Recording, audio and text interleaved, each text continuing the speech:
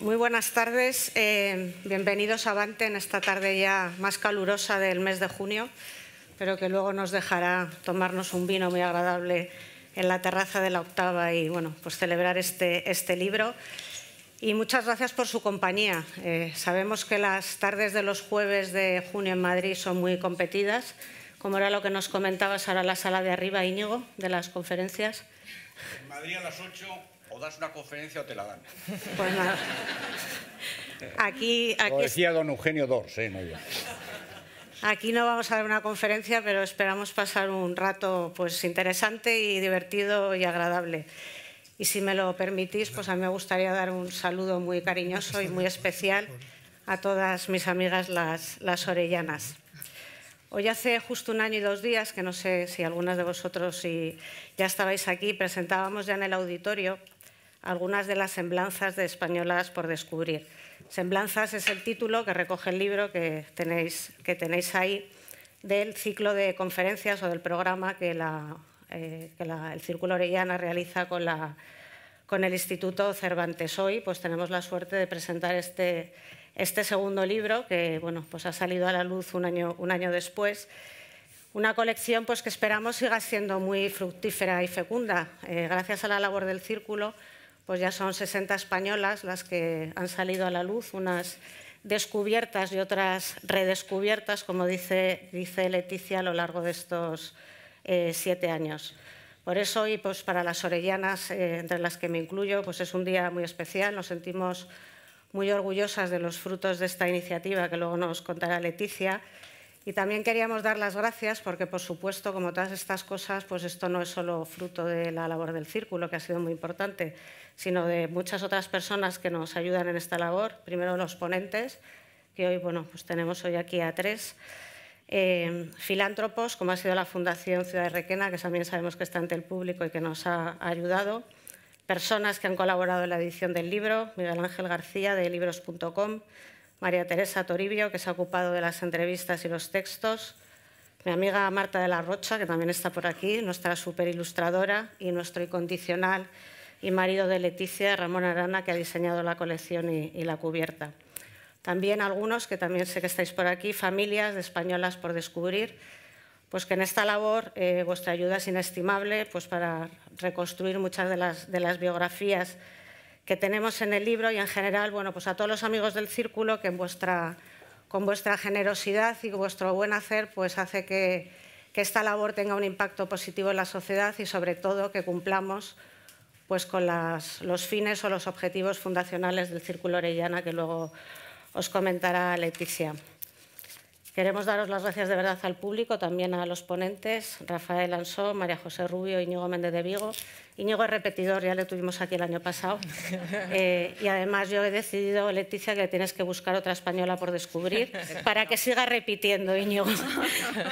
Porque, bueno, pues siempre es un placer tenerte entre nosotros.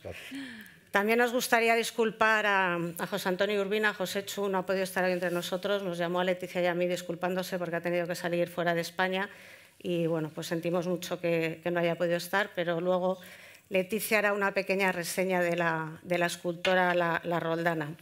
Y también queríamos dar las gracias al resto de colaboradores que han estado en el libro. Todos los libros que presentamos en Avante siempre decimos que lo importante luego es comprarlo. O sea, hay que venir, pero luego también hay que comprar el libro. Entonces os voy a leer todas las personas que han colaborado en este volumen para animaros a comprar el libro. La lectura es deliciosa y ahora vienen tardes de verano en que yo creo que es un buen momento para leer Españolas por descubrir. En primer lugar, Eduardo Torres Dulce, que ha sido el prologuista del libro, como siempre el brillante, luego hablaremos más de él, y que además narra la biografía de Conchita Montes, que es abogada, actriz, traductora, comediógrafa y la mujer bueno, conocida por muchos de Edgar Melville, que fue el director de cine y diplomático. Luego, Luis García Montero dedica un espacio a María Teresa León, que es escritora, periodista y fue la esposa también de Rafael Alberti. Asunción Valdés trata de la también escritora y periodista Carmen Burgos. Javier Moro, que también estuvo el año pasado aquí con Íñigo, que habla de Anita Delgado y de Isabel Zendal. Ángel Gabilondo trata de la vida de Carmen Conde, que fue la primera académica de la Real Academia de la Lengua. Inés Martín Rodrigo trata sobre la vida de Sofía Casanova, que fue la primera corresponsal de guerra española. Y luego, finalmente, nuestro querido Lorenzo Caprile, que habla de Carmen Mir, que sabéis que fue una modista pues, de reconocimiento internacional. Todos ellos, junto con los presentes, son los que han participado en esta segunda colección de españolas por descubrir y que, como os he dicho, arriba, luego cuando subamos al cóctel hay que comprar el libro, ¿eh? Eso ayuda mucho al círculo. Y bueno, antes de presentar a nuestros ilustres invitados, que son de sobra conocidos por todos, a mí me gustaría que Leticia brevemente, porque creo que tiene muchísimo mérito nuestra presidenta, pues nos cuente cómo surge la iniciativa del Círculo Orellana y del programa Españolas por Descubrir. Leticia es licenciada en Historia Contemporánea y doctora en Ciencias Sociales y Jurídicas y bueno, ha dedicado toda su vida en cuerpo y alma, podríamos decir, a la promoción y a la gestión de la cultura y especialmente pues, intentando generar un impacto social muy positivo en todas sus iniciativas. Como ella misma pone en su biografía en la página del Círculo Orellana, diferentes avatares la han vinculado siempre a iniciativas innovadoras que han exigido una actitud emprendedora, además de grandes dosis de implicación, compromiso, requisitos indispensables para acometer la puesta en funcionamiento de cualquier actividad, siendo un gran ejemplo de ello, y os lo puedo asegurar, el Círculo Orellana. Ha sido directora de Cultura de los cursos de verano de la Universidad Complutense en el Escorial, creadora e impulsora de la Cátedra de Danza Alicia Alonso, directora de la Gala de la Moda de España en la Exposición Internacional de Lisboa, directora gerente de la Fundación de la Universidad Rey Juan Carlos, directora gerente de la Fundación Astroc, directora gerente de la Fundación Francisco Umbral y directora y fundadora de Belpart, que es una compañía dedicada a proyectos culturales. También es la fundadora de la Asociación Española para la Protección del Patrimonio Arquitectónico del siglo XX, creadora de la tertulia literaria Cool Pop y fundadora y presidenta del Círculo Orellana. Buenas tardes, Leticia, mi presidenta. Gadea.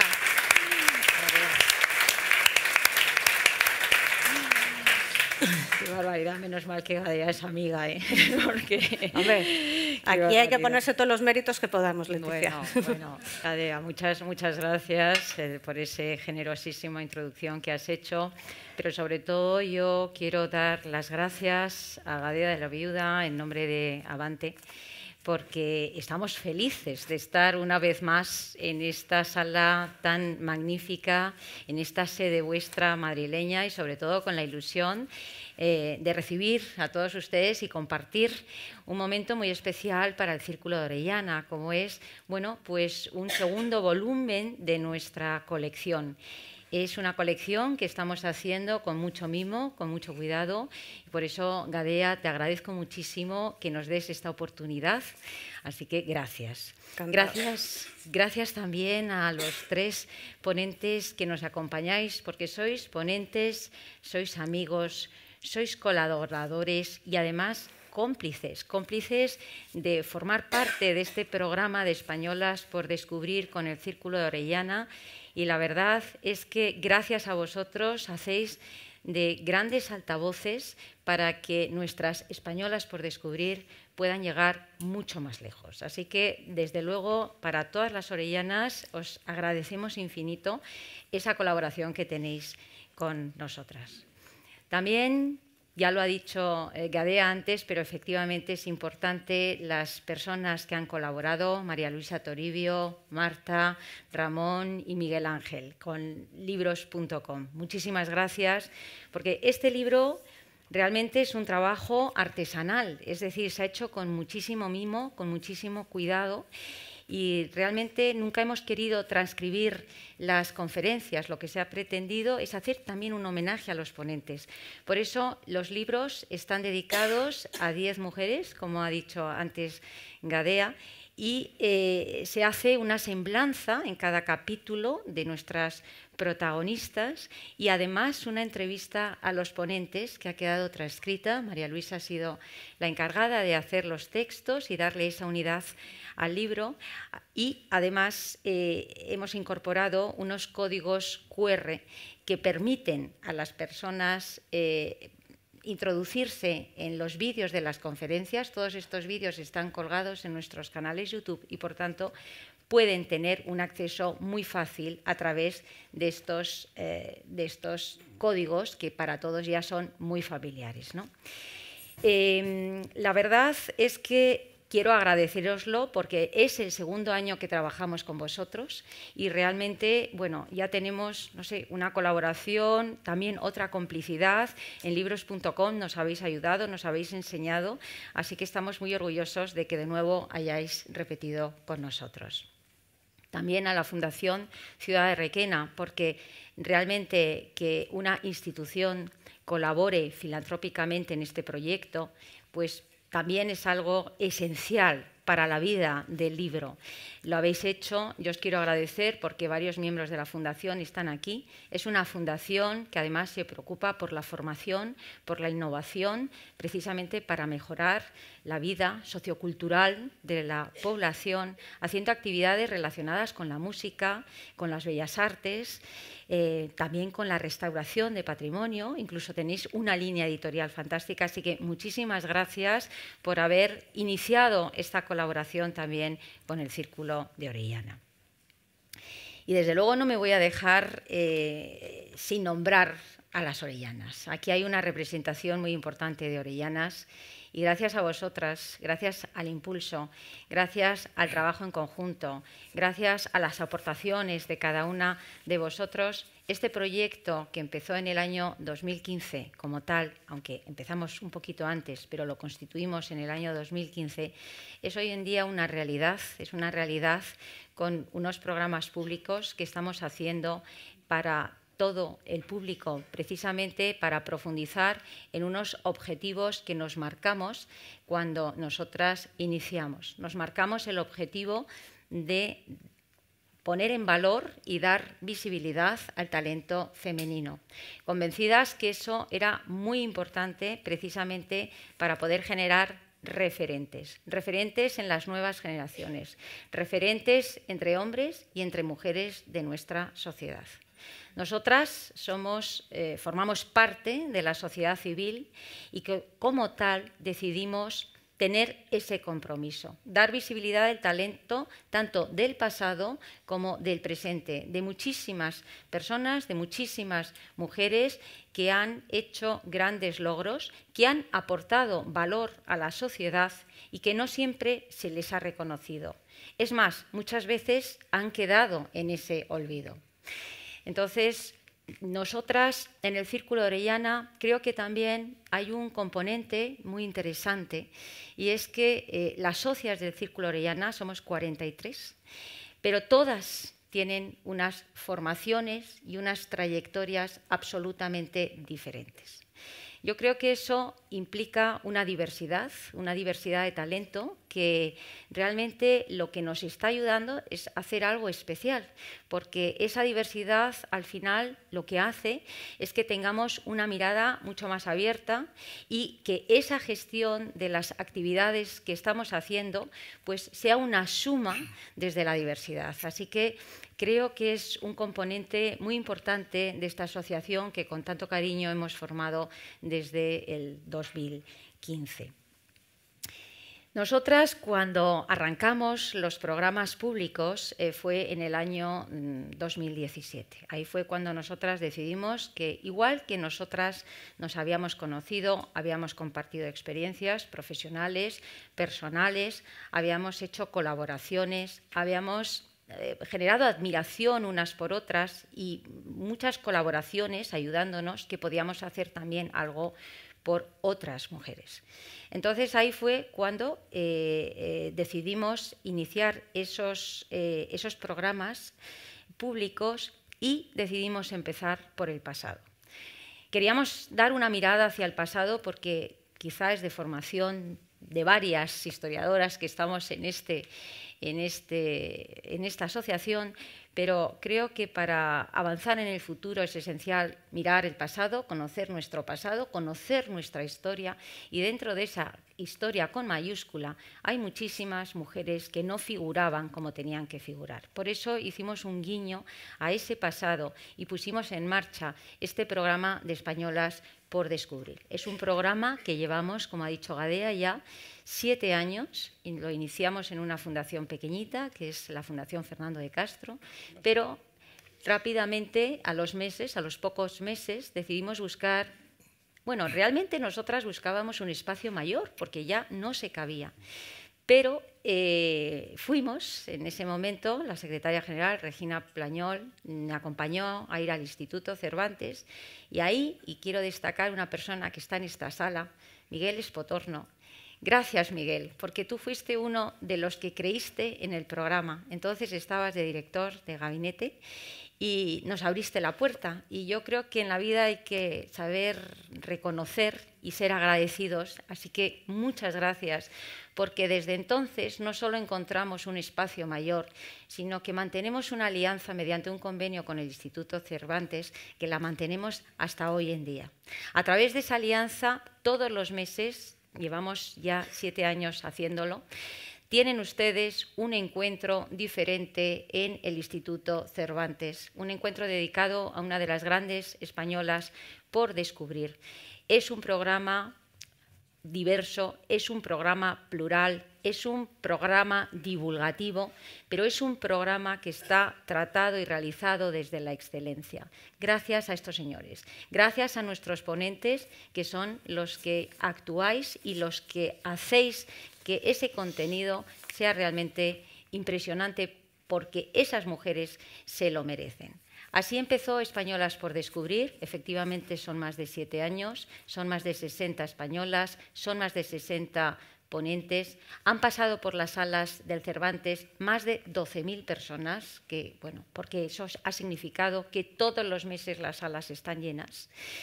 Y de ahí fue cuando como les decía al principio, todas esas conferencias están colgadas en los canales YouTube y han sido vistas por más de 850.000 personas. Con lo cual, esas cifras ya nos daban un contenido muy importante y queríamos dar un paso más. Nosotras, la idea de iniciar esta colección realmente la tuvimos desde el principio, pero no podíamos porque, no teníamos ni medios y además queríamos esperar a tener un contenido. Somos una asociación sin ánimo de lucro. En el año 2020 nos concedieron el certificado de interés público y a partir de ese momento fue cuando nos animamos a hacer una colección que plasmase esos encuentros, no transcribiendo las conferencias, sino de una forma más ágil, más innovadora, haciendo una serie de entrevistas a los ponentes y a través de este código QR que les he dicho antes, tener acceso a esas ponencias y, por supuesto, además, quien quisiera profundizar, aquí tienen ustedes, además, una serie de lecturas recomendadas que cada uno de los ponentes van indicando en sus entrevistas. Pues nada, muchas gracias, Leticia, y pasamos a presentar a nuestros invitados, personas ilustres y sabias todas ellas. Rafael Ansón, que nos hablará de María Mestayer de Echagüe, marquesa de Paravere. A Rafael, buenas tardes y muchas gracias. Todos te conocemos por tu faceta gastronómica, pero en tu primera etapa vital te dedicaste casi a la política, ¿no? Y ahora también. Y ahora también te dedicas. Bueno, también te dedicas a escribir los fines de semana en el Confidencial, que sí. Te seguimos atentamente. Rafael es doctor en Derecho, ingresó por oposición en el Cuerpo de Técnicos de Información y Turismo y lo primero que hizo fue trabajar en la Administración Pública impulsando los llamados antiguos planes de desarrollo. Luego fue director del Instituto de la Opinión Pública, que es el precursor del actual CIS de Tezanos. ¿A dónde hemos llegado? No tengo nada que ver con ¿A dónde hemos llegado? Y luego, fuiste director general de Radio Televisión Española y ayudaste mucho a que la televisión se abriera a los nuevos tiempos democráticos. Eres diplomado en la Escuela Nacional de la Administración Francesa, periodista, psicólogo, emprendedor, lo has hecho de todo, pero bueno, haciendo referencia a tus méritos gastronómicos, sí, que yo creo que es lo que hoy nos ha traído aquí, en el año 2010 conseguiste, que eso tuvo mucho mérito, que la Real Academia de la Gastronomía fuera una corporación también de derecho público, de la que has sido presidente hasta el año 2020. Fuiste impulsor de la Cofradía de la Buena Mesa, de la que mi familia guarda un gran y grato recuerdo.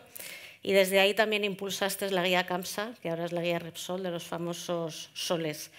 Y eres miembro de honor de la Escuela Internacional de la Cocina de Valladolid, presidente de honor de la Academia Internacional de Gastronomía, de la Academia Iberoamericana de Gastronomía. Has conocido a grandes chefs desde sus inicios, Arzac o Ferran Adrià. Ahí tienes una anécdota que he leído con Carolina de Mónaco y Ferran Adrià, que a lo mejor luego nos puedes contar. Y has recibido 4 importantes cruces, la del mérito civil, la del mérito naval, que es una cosa que también a lo mejor nos puedes contar, la de Isabela Católica y la cruz de Alfonso X el Sabio, que además te concedió aquí nuestro contertulio Íñigo cuando era ministro, ¿no? De la que te sientes especialmente orgulloso. Sí. Íñigo Méndez de Vigo, que bueno, ha sido una persona muy importante en política, pero hoy está aquí. Perdóname, Gadea, pero después del currículum de Leticia, yo creo que ya ninguno competimos, con lo cual a mí me saltas. No, yo de ti solo iba a decir que has sido ministro, pero que hoy estás aquí porque eres nieto de Carmen Picaza. Lo demás... Eso es lo que más me gusta. Lo demás nos lo ahorramos todo. Nos lo ahorramos. Todo, porque todos tenemos muchos méritos. Y luego pues tenemos a María José Rubio, que nos va a hablar de un personaje pues quizás bastante desconocido, que es la duquesa de la Torre, Antonia Domínguez Borrell. En el libro la denominan la primera influencer, luego nos contarás también por qué. Y ella se define a sí misma como humanista. Mi vida es una respuesta a la vocación por la historia, la cultura y las personas, mujer de curiosidad infinita por el conocimiento y el ser humano. También es historiadora, escritora y filósofa. Y bueno, pues también ha hecho muchas cosas en la vida y sobre todo ha escrito libros conocidos por todos, La Chata y la Infanta Isabel de Borbón, que también está en el ciclo de Españolas por descubrir. También luego a lo mejor nos puedes hacer una pequeña reseña, creo que es el vídeo más visitado de todos. Reinas de España y El consejero del rey. Pues nada, muchas gracias a todos. Y bueno, yo antes de empezar a que los invitados nos cuenten, he de confesaros que, aunque llevo 25 años dedicada a esto de lo que llaman el mundo financiero, a mí lo que de verdad me hubiese gustado, aunque a Íñigo le parezca horrible, es ser periodista. En casa, con buen criterio, me dijeron que me dedicara a otra cosa para la que estuviese mejor capacitada y con la que me ganase mejor la vida. Por ello, soy muy consciente de mis limitaciones en esto del arte de entrevistar, aunque ahora últimamente todos somos capaces de entrevistar, incluso nuestro presidente del Gobierno. Pero bueno, para coger algunas ideas, y en una cosa que está muy de moda, tuve la tentación el otro día de entrar en ChatGPT y pregunté a ChatGPT qué debía preguntar yo hoy a los ponentes sobre sus protagonistas. Y la verdad es que las respuestas son un tanto curiosas.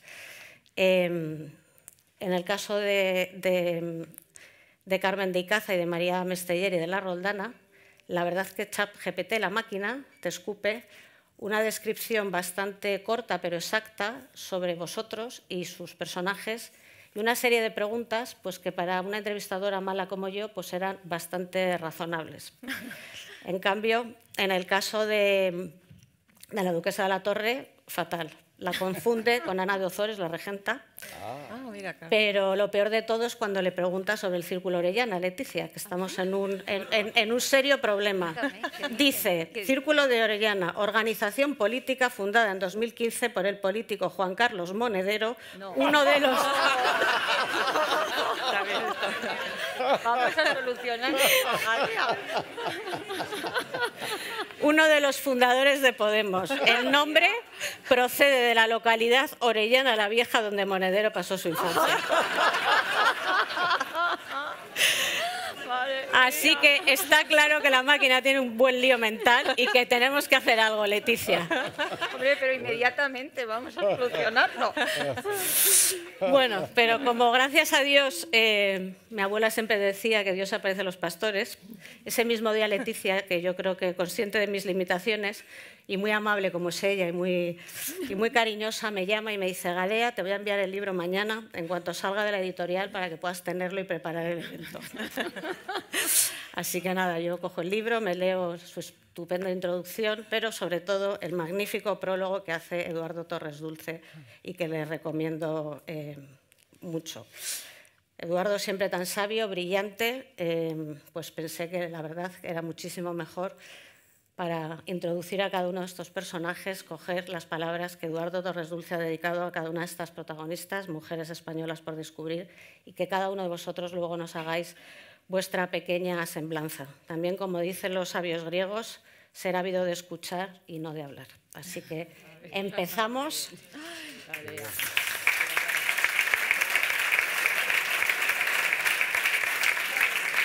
Muchas gracias. Empezamos contigo, Rafael.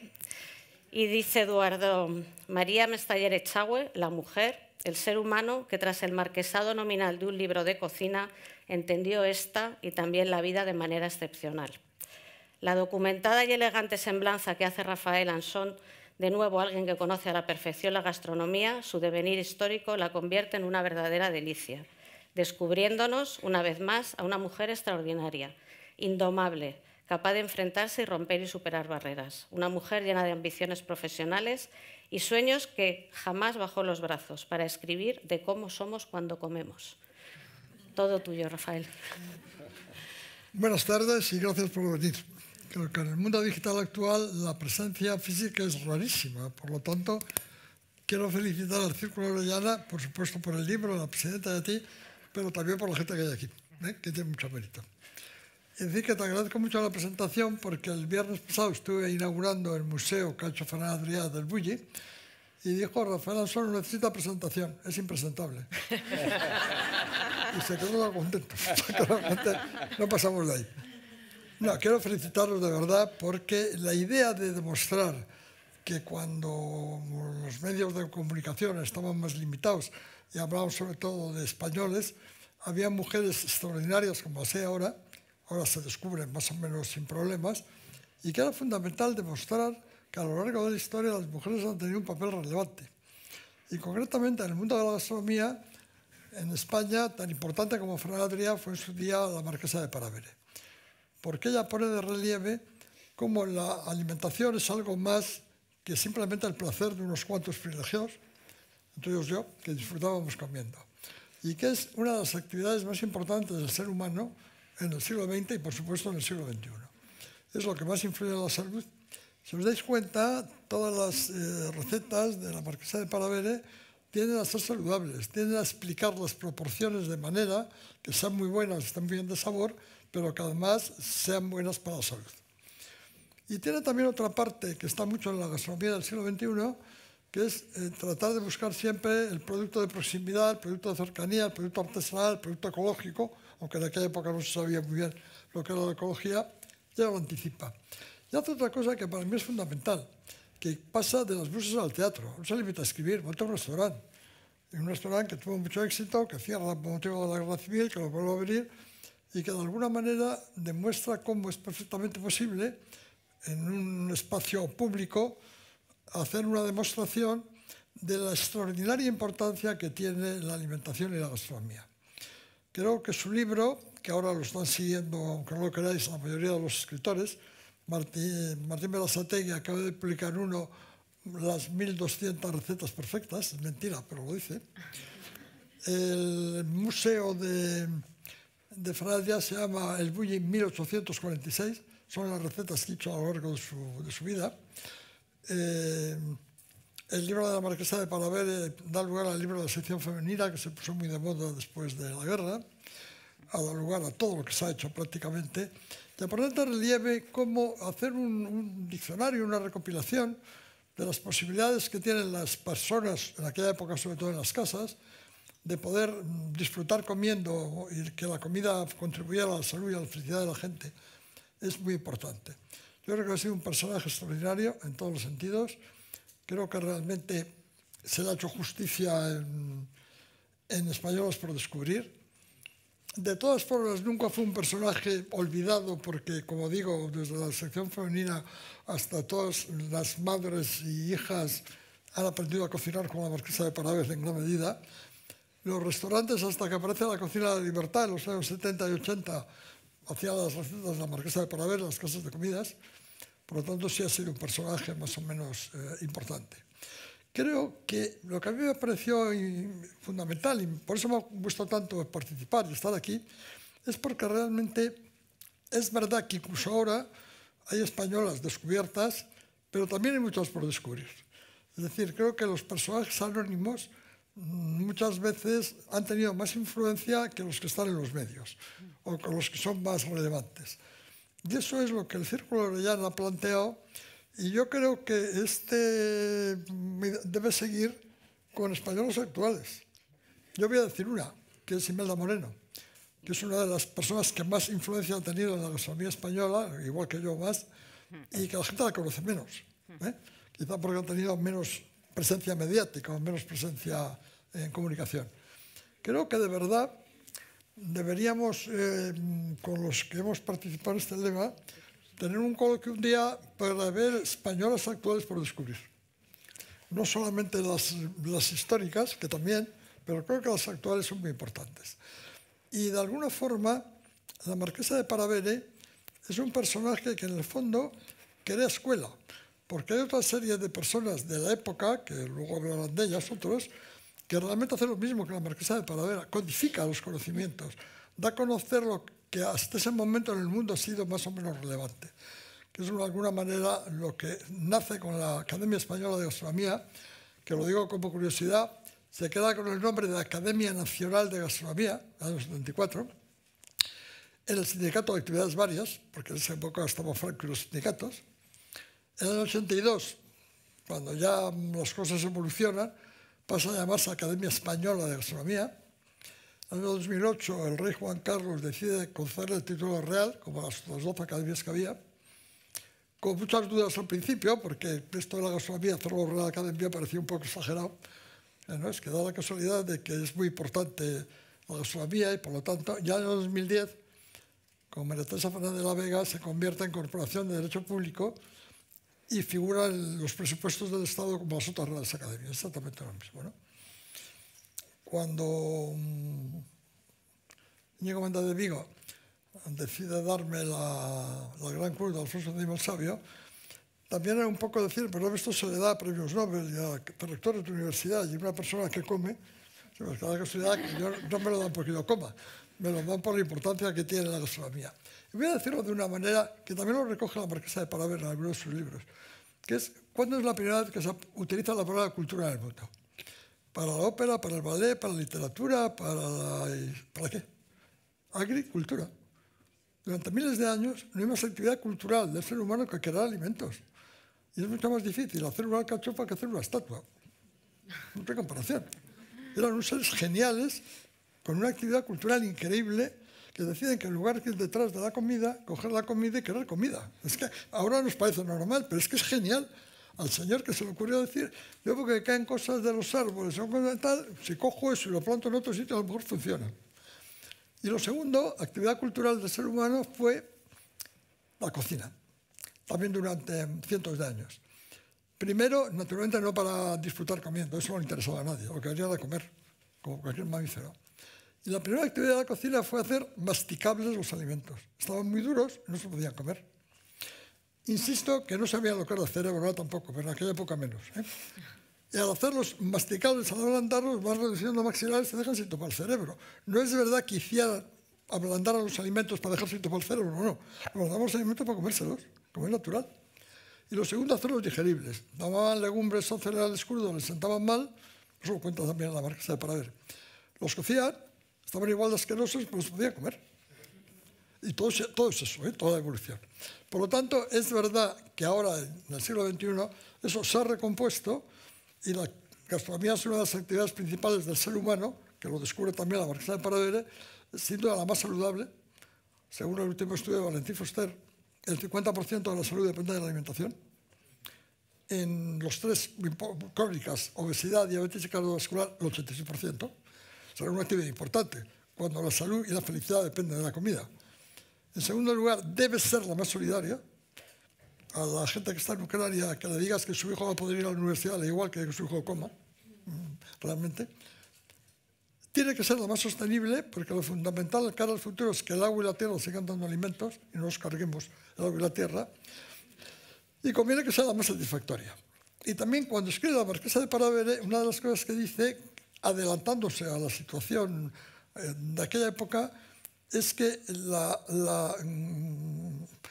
disfrutar comiendo es un medio para conseguir un fin. El fin de la salud, obviamente. También la solidaridad, pero el fin de la salud. Y por lo tanto, es evidente que ella lo que hace es codificar todas las recetas. Cada persona es diferente. Yo he comido zalaqueín y voy a cenar en coque y mañana pesaré igual que hoy. Y este traje es del año 75 y voy a hacer 88 años. Y como muy bien y disfruto comiendo más que nadie, probablemente. Pero es compatible. Y lo que hace falta es aprender a comer. ¿Y qué es lo que hace ella en sus libros? Enseñar a comer. No se limita simplemente a decir, oiga, con esta receta el plato va a estar muy bueno o muy malo. ¿Cuál es el problema que tiene la marquesa de Paravere? Y con eso termino. Que acabó con mi afición a la cocina y dejé de cocinar, claro. Intenté hacer un bizcocho, hice todo lo que hizo la marquesa de Paravere, lo metes en el horno y cuando está a punto lo sacas. Se ha acabado. ¿Cómo sabes cuándo está a punto? Ahora te dicen a 180 grados 3 minutos, entonces ahora es más fácil. Pero de verdad que cuando yo dije, esto no es mi futuro, me voy a dedicar a comer en vez de a cocinar, que me parece que es mucho más divertido. Yo quiero terminar haciendo un brindis por las orellanas, como decís, que dice que beber, comer es toda medida, alegrar el corazón y sin perder la razón, darle razón a la vida. Y la marquesa de Paravere ha sido una razón más para vivir, nos ha alegrado el corazón y nos ha permitido ser felices. Por lo tanto, quiero al Círculo Orellana y a Leticia de ti daros las gracias.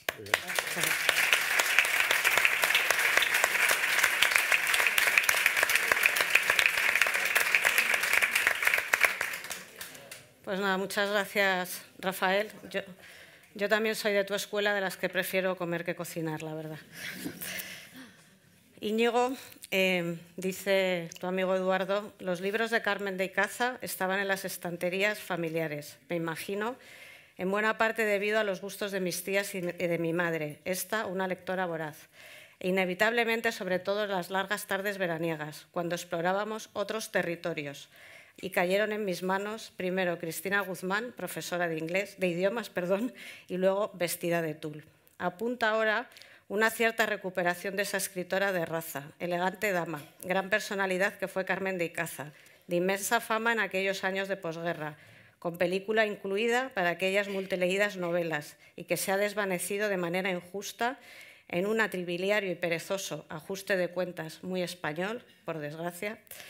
Su descendiente, mi amigo Íñigo Méndez de Vigo, le sorprenderá en su semblanza, aliando la elegancia de su cultura con su mirada afectiva llena de sutileza. Se ve que es amigo, Eduardo Torres Dulce. Yo quiero, antes que nada, agradecer a las orellanas la invitación por estar aquí, sobre todo la primera invitación, que fue hablar sobre mi abuela Carmen de Icaza en abril de 2019. Para mí no fue sencillo porque quien lo hubiera hecho mucho mejor que yo, a mi madre, nuestra madre, porque está mi hermana Valeria aquí con nosotros, pero acaba de fallecer, murió en enero de 2019 y por tanto me tocó a mí. Y estoy muy agradecido porque ello me obligó a preparar la intervención, claro. Es muy difícil separar lo que es una abuela de una escritora, la faceta pública de la faceta afectiva personal. Yo conocía a mi abuela, pues cuando yo tenía 25 años, la traté mucho, al ser mi madre hija única, pero la veía más como abuela que como una persona que había estado en auxilio social, que había sido cofundadora con Mercedes Sanz Bachiller, que había estado muchos años de secretaria general y que había escrito 10 novelas de mucho éxito. Y por eso la invitación de Leticia me obligó a reflexionar sobre ella. Y le estoy muy agradecido. Y a partir de ahí, debo decir que se encadenó este redescubrimiento de Carmen de Icaza. Publicaron Vestida de tul otra vez, gracias a la consejera de Cultura de la Comunidad de Madrid, entonces diputada Marta Rivera La Cruz, que me lo propuso un día y me pareció estupendamente bien. Luego Maripau Domínguez escribió un libro muy notable que se llama No habrá otra primavera, con Carmen de Icaza de protagonista. Y lo último, aquí está parte de mi familia Icaza, hemos estado hace un mes en Granada, porque su padre, al que ella adoraba, ha sido hijo adoptivo de Granada a los 98 años de su muerte, lo cual me parece extraordinario. O sea que las orellanas tenéis una fuerza que irradia a todas partes, ¿no? Y Leticia, no te preocupes por lo de Monedero, ¿eh? Ah, bueno. No, esto no, sí, sí. No te preocupes. Hay que decir algo a esto, pero no te preocupes, porque yo el otro día asistí en ICADE a la despedida de un querido amigo y gran profesor, Iñaki Astarloa, y hubo uno de los intervinientes que hizo lo mismo que has hecho tú, Adea. Buscó quién era Iñaki Astarloa y dijo que había fallecido. Ante la cara estupefacta del profesor Astarloa, que estaba ahí y que se sintió muy reconfortado de ver que la inteligencia artificial también se equivoca. Por lo tanto, para mí fue una experiencia en aquel momento el hablar de Carmen de Icaza, pero verás que luego se han encadenado las cosas. Y quiero agradecer a María Luisa Toribio la entrevista. Fue una entrevista muy grata. Yo creo que tuviste además la habilidad del entrevistador, ¿no? Y es que me sacaste muchas más cosas de las que yo quería decir y luego pensé, a ver qué le he dicho yo.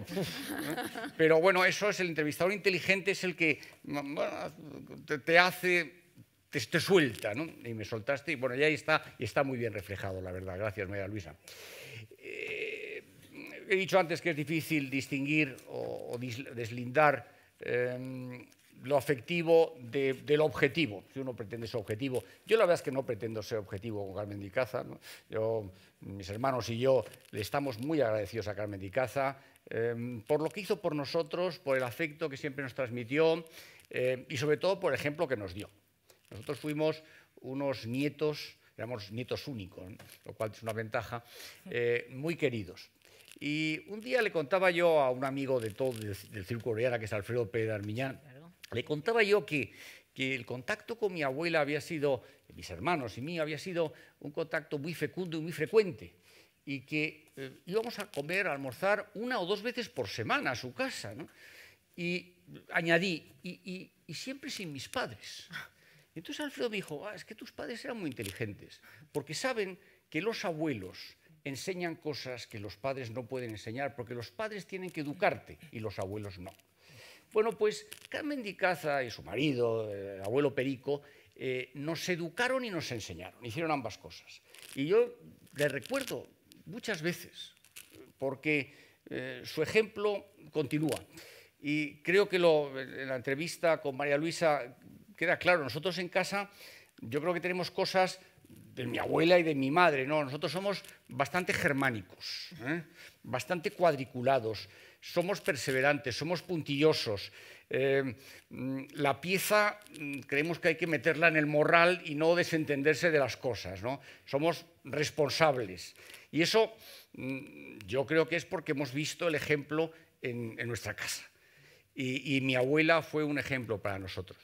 Y luego, además de esa función pública, esa función política en auxilio social a la que ella dedicó muchísimo tiempo, ella en sus novelas yo creo que habla de sí misma, ¿no? Yo creo que en las novelas de Carmen de Icaza hay, digamos, 2 etapas. Hay una primera etapa cuando comienza a publicar, ella es periodista, escribe en El Sol. Ella además se dedica a trabajar porque se queda en una mala situación económica. Muere su padre, en estas revoluciones mexicanas que abundan en los años 20, pues cae del lado malo, se tiene que poner a trabajar para sacar a sus hermanos adelante. Y entonces ella tiene vocación de escribir. Ella contaba a mi madre que su padre, que era un poeta, que era un escritor, que era un intelectual, cuando mi abuela, su hija mayor, le dijo que quería dedicarse a escribir, su padre le dijo, mira, mejor que no, porque ya hay un Icaza bueno, que era él, y no quiero que haya un Icaza malo. Y cuando Carmen de Icaza tuvo el éxito que tuvo un éxito absolutamente espectacular en los años 40, Carmen de Icaza, que tenía mucho sentido del humor, cogía una copita de vino de vez en cuando, se situaba delante del retrato que Simonetta había pintado a Francisco de Icaza y decía, ¿qué tiene que decir ahora el Icaza bueno del Icaza malo? Ese sentido del humor lo traslada también a sus novelas y sobre todo en los personajes femeninos. Lo que he empezado por decir antes es que hay dos etapas, creo yo, en Carmen de Icaza. Una, la primera, en la que tiene que luchar para ser escritora. Y cuando ella ya se consolida, cuando vende 10.000 ejemplares en una semana, ¿no? En el año 45, ella se independiza y entonces lo que decide es crear sus propias gráficas Clemares y yo creo que se esponja también, ¿no? Yo creo que sus últimas 4 novelas son unas novelas donde ella habla con más libertad, sin la libertad del editor que le dice lo que quieren los lectores, ¿no? Y ahí está Yo la reina, ahí está Las horas contadas, ahí está La fuente enterrada, que a mí me parece que son aquellas donde ella piensa en el papel que la mujer debe tener. Estamos hablando de los años 40-50. Y ella era, y lo era luego en lo personal, era una persona muy moderna para su tiempo. Y creía, yo creo que eso, pues, mis hermanas son buen ejemplo de ello, ¿no? Que la mujer tenía que ser independiente, tenía que buscar su camino, tenía que formarse, tenía que saber y no tenía que depender de nadie. Ella lo hizo, pero lo transmitió. Y yo creo que sus heroínas son así, son como ella. Yo por eso, todos los años, en esos días que hay después del día de Navidad y hasta fin de año, yo releo todas sus novelas. Y me emociono. Y las sigo encontrando actuales y sigo queriendo pensar que los miembros de su familia, y aquí hay varios, seguimos el ejemplo que ella nos marcó. Muchas gracias. Pues muchas gracias.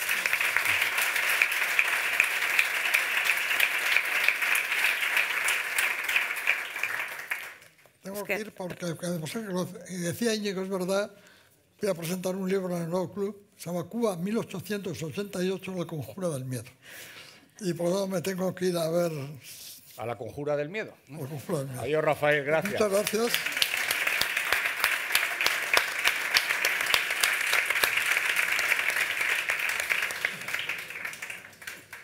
Pues nada, a ver, nos toca María José, la regenta.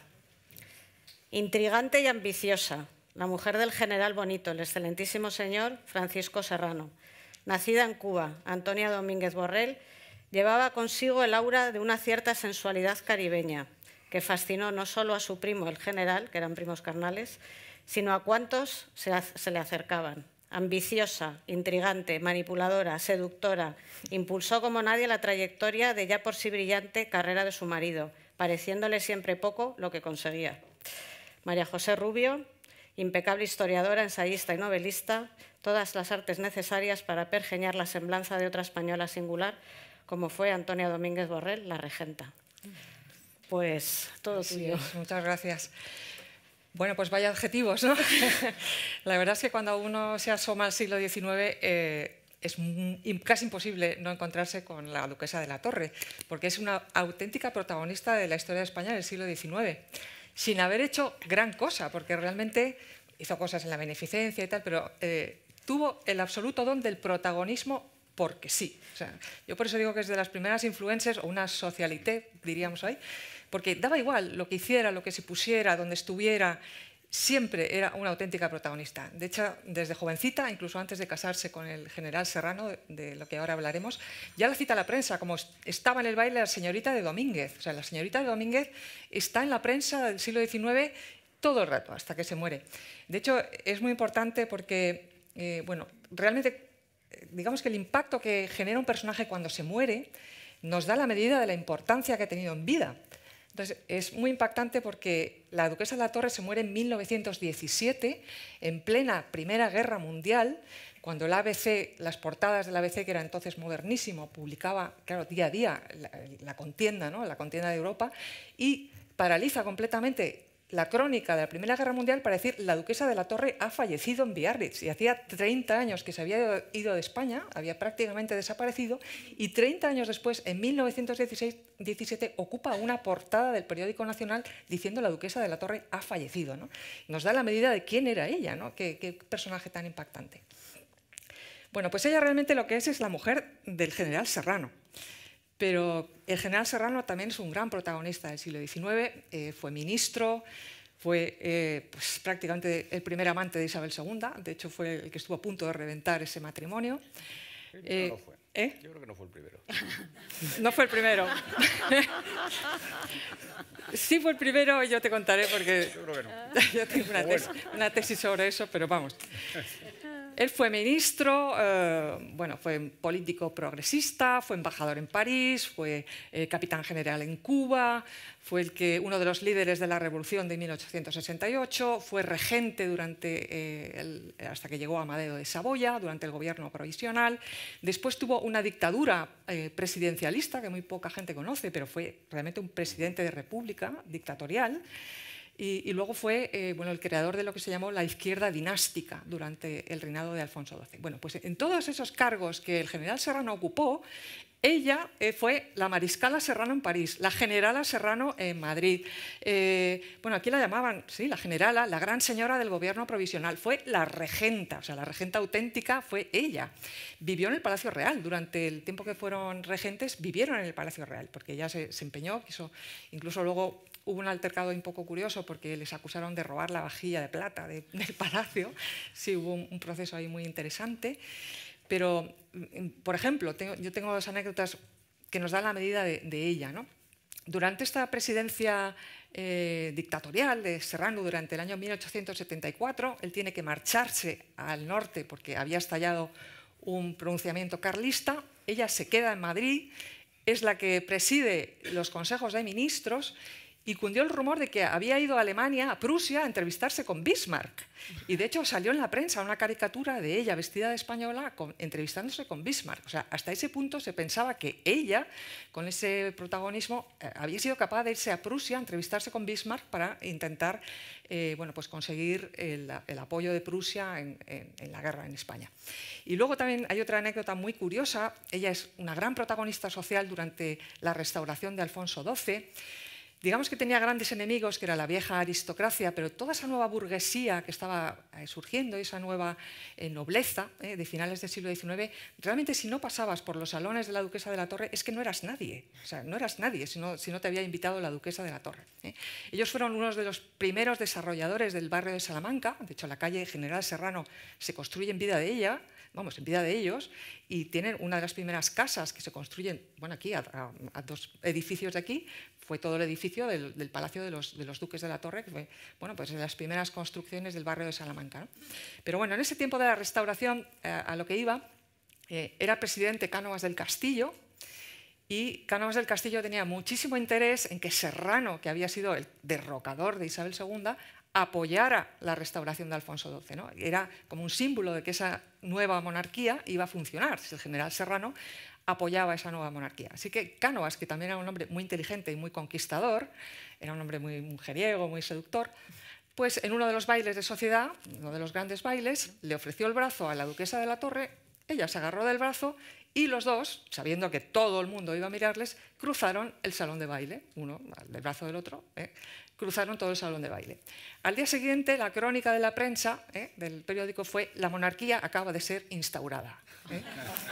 Porque el hecho de que la Duquesa de la Torre se paseara del brazo de Cánovas del Castillo quería decir que Serrano estaba allí, porque ella era una mujer al lado de un gran hombre, pero no en la sombra del gran hombre, sino al contrario, al lado de él, y si podía ser por delante de él, pues también, porque ella era muy, muy ambiciosa y muy, muy protagonista.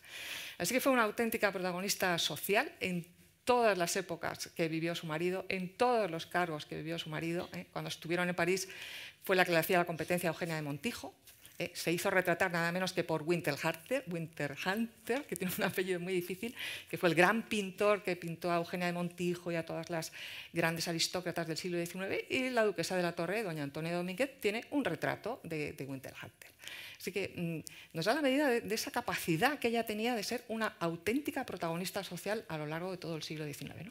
Juan Balanzó, que fue el primer, os sonará, este escritor que hacía auténticos bestsellers y que falleció hace años, muy joven, pues le dedicó un capítulo que le llamó La reina sin corona, en un libro que él tuvo que se llamaba Las coronas huecas.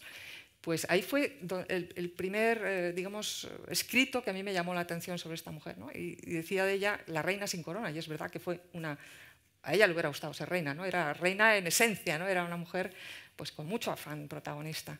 Así que, bueno, es una mujer a través de la cual pues, se conoce muy bien todos los vicios y virtudes del siglo XIX, porque también es un siglo muy hipócrita. Ella fue protagonista de novelas, la novela Pequeñeces, por ejemplo, del padre Coloma, que a lo mejor habéis leído, es una novela pues realmente está inspirada en ella. El título de la regenta, o sea, la propia regenta que escribe Clarín, yo creo que tiene una resonancia a ella. Y bueno, la gran preocupación cuando ella se muere en 1917, con esto ya cierro, es si ella había escrito unas memorias. O sea, fue lo siguiente, después de anunciar su muerte, ¿habrá dejado escritas unas memorias? Porque lo que esa mujer podía haber soltado de todo lo que conocía del siglo XIX hubiera sido impresionante. Entonces, bueno, también es verdad que ella tuvo quizás esa elegancia, ¿no?, de decir, me lo llevo a la tumba, lo he vivido, lo he protagonizado, pero me lo llevo a la tumba conmigo, ¿no? Entonces, bueno, creo que para mí desde luego es una mujer fascinante porque me da la medida muy bien de muchas cosas del siglo XIX y bueno, ahora ya recientemente ha salido una biografía de ella que no existía, pero que es un personaje, una española de rompe y rasga del siglo XIX, ¿no? Muchas gracias. Muchas gracias.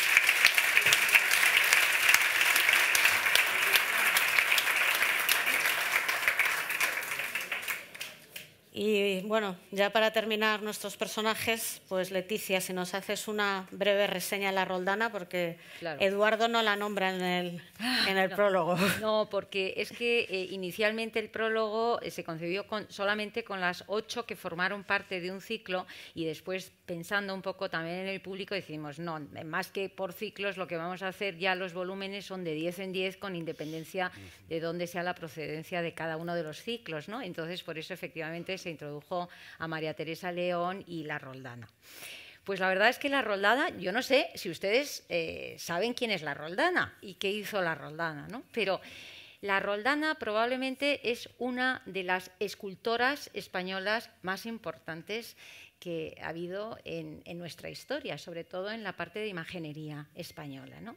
Ella es una mujer sevillana que nace en el siglo XVII y es hija de Pedro Roldán, un gran escultor en Sevilla muy conocida. Ella, Luisa Ignacia Roldana, que es Roldán, que es como ella se llamaba, aunque está apodada como la Roldana, bueno, pues desde pequeña se dedicó a trabajar en el taller. Yo creo que su padre descubrió muy pronto que ella tenía una capacidad, que tenía un don especial para la escultura y entonces la dejó en el taller, que se formase en el taller.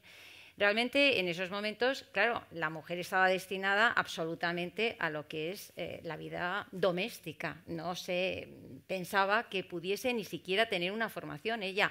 Es decir, ni por méritos propios, ni siquiera por intentar pasar una serie de exámenes para ver si ella podía tener alguno de los grados de maestro dentro de lo que es los talleres de escultura, ¿no?, de aprendiz, de oficial o de maestro. Era imposible, eso ya no podía. Pero el padre, que sabía maravillosamente bien el trabajo de la Roldana, de su hija, decidió dejarla en el taller. Hubo un momento que, pues con 18 o 19 años, ella se quiere casar, se quiere independizar, se promete con su novio, y que era también otro escultor, y querían iniciar una vida juntos, mezclando esa vida matrimonial y una vida artística. Bueno, el padre se niega en rotundo, pero absolutamente. Dice que no, es una persona que no es para su hija y le descalifica absolutamente, pero todo eran mentiras, porque lo que decía no tenía ningún contenido racional. Así que ella le denuncia a su padre en ese momento y hay un proceso judicial el cual ella lo gana. Y entonces ella, bueno, ya lo verán ustedes, porque además parte del proceso también, ella, bueno, el padre la quiere dejar con un ayudante, porque en realidad lo que le ocurría al padre es que lo que no quería es que ella saliese del taller, porque ella era una artista espectacular. Y entonces, si se iba ella, bueno, pues de hecho muchos historiadores han visto que parte de las obras atribuidas al padre eran también de ella. Ella consigue ganar todo este proceso judicial y consigue casarse con el que se convierte en su marido, que era también un escultor. Entonces sale de casa, empieza a trabajar en Sevilla. Claro, evidentemente ella no podía firmar ningún contrato, lo tenía que firmar el marido. Hace Santa Catalina, que está en la Catedral de Sevilla, que es una obra maravillosa. Se va a Cádiz. Allí hace una pieza que es una de las piezas más importantes de la imaginería española, que es el Ecce Homo, que está en la Catedral de Cádiz. Y es muy curioso porque hace, bueno, relativamente poco, me parece que fue en 1984 o algo así, se restaura esa pieza. Y entonces, cuando se restaura la pieza, la empiezan a descomponer y en la cabeza, que estaba hueca, sale un documento, que les voy a leer el documento, porque, claro, tiene esto, y dice así el documento. Se acaba esta hechura, año de 1684, en mes de junio, en 27 días, reinando Carlos II en España y en Francia Luis XIII, 2 meses después de haber muerto el arzobispo de Sevilla, don Ambrosio Ignacio Espínola y Guzmán. Hizo esta hechura con sus manos la insigne artífice doña Luisa Roldán en compañía de su esposo Luis Antonio de los Arcos. Es decir, lo increíble es que ella mete este papelito en esa cabeza hueca, bueno, pues viendo a ver si esta obra perduraba en la historia y de alguna manera se podía en algún momento dado pues atribuirle a ella, porque claro, ella no podía firmar nada. Hay en otras obras que también hace lo mismo.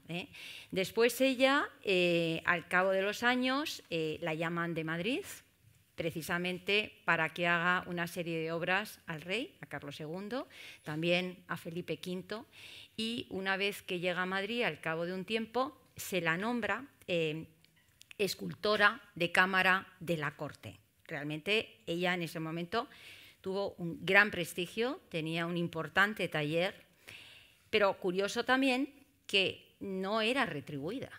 Es decir, hasta 3 años más tarde no se le empieza a retribuir a ella directamente por esas obras que hacía. Bueno, y al final de su vida, efectivamente fue reconocida porque fue nombrada académica de honor en la Academia de San Luca en Roma. Algo increíble porque fue la primera mujer que fue nombrada con este cargo y encima además era extranjera.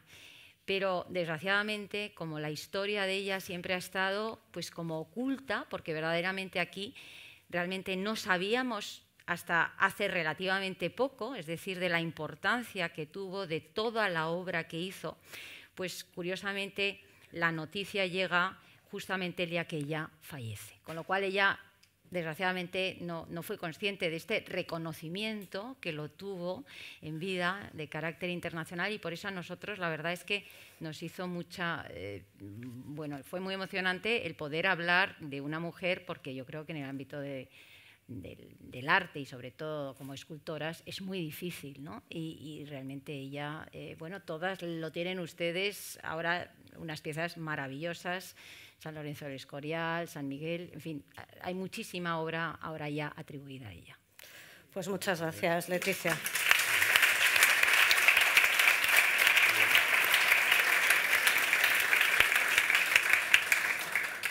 Bueno, son las 8:15, yo creo que hemos hecho un buen repaso de todo, de las protagonistas, los ponentes, el círculo.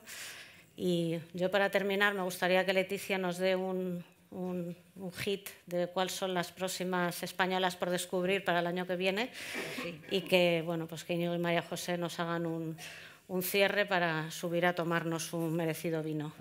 Claro que sí, Gadea. Bueno, pues nada, yo solo decirles que como vamos de 10 en 10, iremos preparando el siguiente volumen. Ahora, como decía Gadea, hay que comprar porque si no podemos arrancar con el siguiente, que sería el tercero, ¿no? Pero mujeres tan importantes como Isabel de Borbón, que la chata se ocupará María José. Tenemos también a Pauline Viardot, que si ustedes no la conocen, pero verdaderamente Rosa Torres Pardo, que la tenemos aquí gracias a Rosa, Pauline Viardot y Patricia Kleiman. Fue una conferencia impresionante, el poder cultural y que es nada conocida en España y, sin embargo, en Francia se la rifan, ¿no? También tuvimos a Carmen Díez de Rivera. Sonsoles, tú nos acompañaste en aquel encuentro tan especial sobre Carmen, y Carmen también estará en este libro, porque también las familias nos acompañan cuando pueden, y realmente eso es un gesto que a nosotras nos encanta, porque esos testimonios, digamos, son una parte también muy cálida que recibimos de la familia. También tuvimos a Concepción Arenal, que fue Ana Caballé, la Premio Nacional de Historia. Egeria, siglo IV, una gran aventurera, que yo creo que es la más antigua de todas las que hemos tratado. Josefina Carabias. Conchita Badía, que no sé si está en la sala, creo que sí, Encarnación Roca, pero fue la ponente, entonces era vicepresidenta del Tribunal Constitucional, y también una mujer absolutamente desconocida dentro del ámbito del canto. Rosario Acuña por Inés Alberdi. Son las 10 mujeres que irán en ese tercer volumen. Pues nada, aquí estaremos el año que viene también para presentarlo, Leticia. Pues nada. De momento a comprar el segundo, ¿eh? Lleva 20 segundos, si no, no podemos llegar. No, y yo animar a las orellanas a que sigáis haciendo lo que estáis haciendo, y lo estáis haciendo también. Un filósofo danés, que a mí me gusta citar, dice que la vida se vive hacia adelante, pero se entiende desde atrás. Y por eso yo creo que lo que estáis haciendo es encomiable para vivir hacia adelante con más conocimiento. Y os animo a una cosa, y es que hay unas españolas por descubrir también, que son esas españolas a las que la Constitución de Cádiz llamaba los españoles del otro hemisferio, que son aquellos hijos de españoles y mestizos, a fin de cuentas, que son también españoles. Y que creo, estaba Ramiro Villapadierna por aquí hace un minuto, sí. Creo que también en un momento en que tenemos que hablar del español y de la importancia de la obra de España fuera de nuestras fronteras, me parece que recuperar a esas españolas también es contribuir a todo eso. O sea que os animo a que sigáis haciéndolo, y yo desde luego compraré el libro. Bueno, muchas gracias. En eso estamos, que nos has lanzado buen guante. Sí, sí. Bueno, muchas gracias a todos. Esto es un homenaje a la historia, que es tan importante que conozcamos la historia, y tan importante generar referentes, porque, como tú bien has dicho, los referentes son absolutamente inspiradores. Las personas del pasado son muy inspiradoras. Son una escuela de vida. Son una escuela de vida que tanta falta nos hace en este mundo complejo y en esta vida compleja que todos vivimos. Así que muchas gracias por tener la mirada abierta a la historia y a los grandes personajes de la historia que se lo merecen. Muchas gracias. Gracias.